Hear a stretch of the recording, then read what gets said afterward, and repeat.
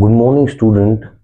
Now today we are discussing about the another very important topic, and the name of the topic is outbreeding devices.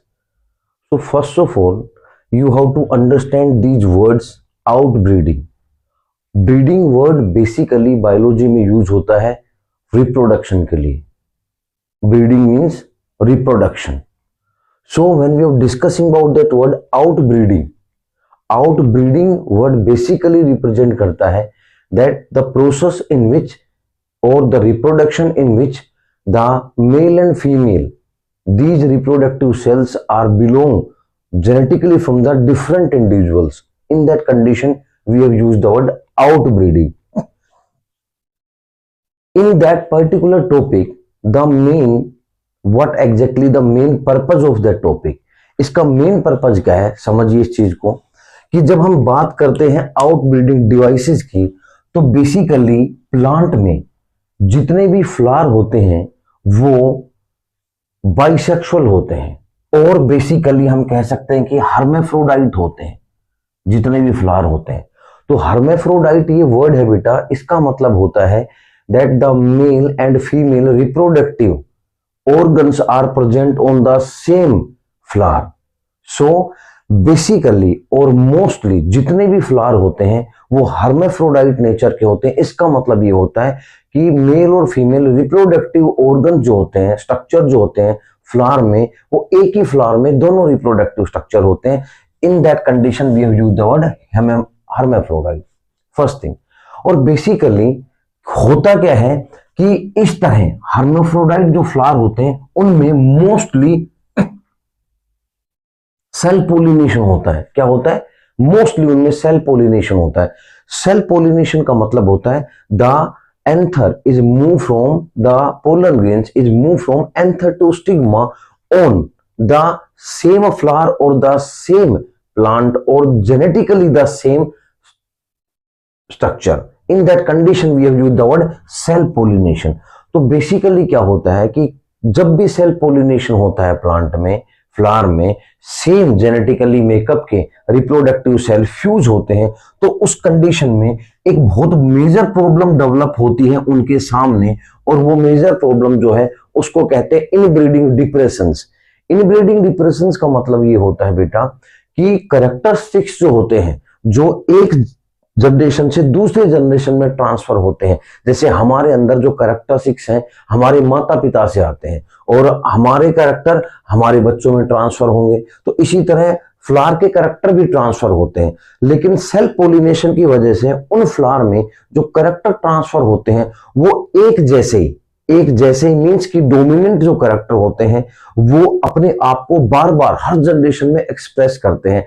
तो एक जो less expressive होता है character वो हर generation में अपने आप को एक्सप्रेस नहीं कर पाता और 1 2 3 5 7 10 15 20 जनरेशन के बाद पॉसिबिलिटी ये हो जाती है कि वो कैरेक्टर अपने आप को एक्सप्रेस करना ही भूल जाए. They have lose their ability to express itself. तो वो कैरेक्टर परमानेंट ही उस फ्लावर से, उस प्लांट से चला जाएगा. तो वो एक कैरेक्टर जो नेचुरली प्लांट में है वो कैरेक्टर परमानेंटली डिलीट ना हो, इस वजह से the word have been utilized over there that's called the inbreeding devices. इस वर्ड को यहां पे ऐड ऑन किया गया. बेसिकली होता क्या है ध्यान से समझना बच्चों. Flowering plant develop many devices discourage self pollination and encourage cross pollination. ये डिवाइसेस जो है इसका मेन मोटो ये है कि हम सेल्फ पोलिनेशन को कम और क्रॉस पोलिनेशन को बढ़ाना चाहते हैं. तो कुछ तो फ्लावर ऐसे होते हैं जो नेचुरली उन फ्लावर में या तो पोलन ग्रेन पहले मैच्योर होता है और स्टिग्मा बाद में मैच्योर होती है, या फिर स्टिग्मा पहले मैच्योर हो जाता है और पोलन ग्रेन्स बाद में मैच्योर होते हैं. तो इस कंडीशन में तो नेचुरली वो क्रॉस पोलिनेशन में पार्टिसिपेट करेंगे क्योंकि अगर एक फ्लावर है उसमें दोनों रिप्रोडक्टिव स्ट्रक्चर है और एक रिप्रोडक्टिव स्ट्रक्चर मैच्योर होता है तो दूसरा नहीं होता तो भी पॉसिबिलिटीज नहीं है सेल्फ पोलिनेशन की. तो कुछ तो नेचुरली ऐसे होते हैं कि वो क्रॉस पोलिनेशन में पार्टिसिपेट करते हैं, लेकिन कुछ ऐसे होते हैं जिनको हम पर्सनली वर्कआउट करते हैं उन पे और हम चाहते हैं कि they are participate in the process of cross pollination. तो 2 फेज होते हैं, एक होता है इमस्कुलेशन और दूसरा होता है बेटा बैगिंग.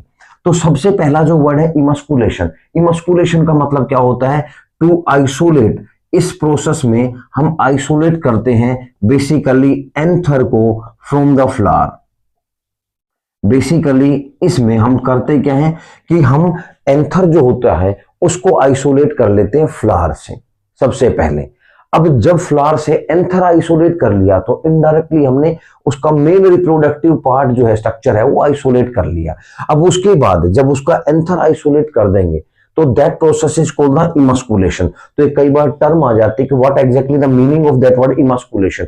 इमस्कुलेशन का मतलब होता है with the help of forcep artificially we have isolate the anther from the flower. In that condition we have used the word emasculation. और जैसे ही हम उस फ्लावर से एंथर निकालते हैं उसके बाद जो फ्लावर में पार्ट बच गया, फॉर एग्जांपल ये फ्लावर है और यहाँ पे ये फीमेल रिप्रोडक्टिव स्ट्रक्चर है और यहाँ पे मेल रिप्रोडक्टिव स्ट्रक्चर है, तो हम इसको क्या करेंगे? आइसोलेट कर लेंगे, बाहर निकाल लेंगे।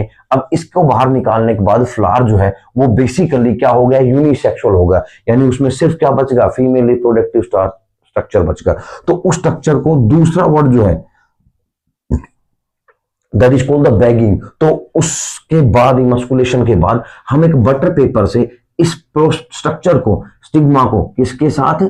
बटर पेपर के साथ इस स्टिग्मा को क्या कर देंगे बेटा? कवर कर देंगे। अब जब हमने स्टिग्मा को कवर कर दिया तो अब हम चाहें उस पोलन ग्रेन को, इस कवर को हटा के डस्ट करेंगे and the process of cross pollination basically take place over there with the help of man made और with the help of artificial process, and that basically inhibit और that basically encourage the outbreeding devices. तो basically बेटा outbreeding devices एक वो process है जिसमें हम self pollination को कम करके क्रॉस पोलिनेशन को बढ़ावा देते हैं। और क्रॉस पोलिनेशन जब होगा फ्लावर में तो उसमें इनब्रीडिंग डिप्रेशन नहीं होगा। इसका मेन मोटो ये होता है कि अगर क्रॉस पोलिनेशन होगा तो इनब्रीडिंग डिप्रेशन नहीं होगा, और इस वजह से जो नेचुरली कैरेक्टर है फ्लावर के, प्लांट के अंदर, वो परमानेंटली खत्म नहीं होंगे। They have not been lose their characteristics permanently from that plant. That is the main motto of that